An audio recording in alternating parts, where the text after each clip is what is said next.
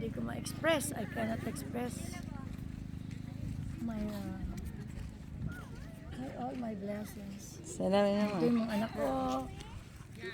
My dad from UK, from the Philippines, from Canada. So, thank you. God bless us all. Thank you, Lord. Ganda!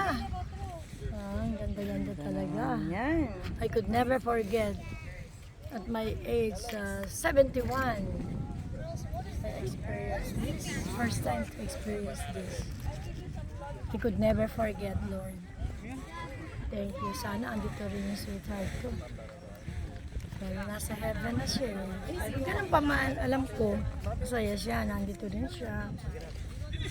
Ang spirit, nandito ko, kasama namin. Salamat po, Lord. Huwag mo kami pababayaan. God bless us all. Thank you. Lalo na bunso ko na ito. May pamilya ako dito sa Pilipinas. Ang saya-saya.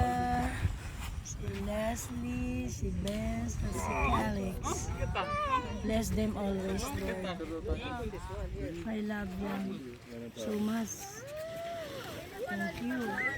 Praise you, Lord, for all the blessings we're receiving every day. God bless us all. Kompleto ang pamilya.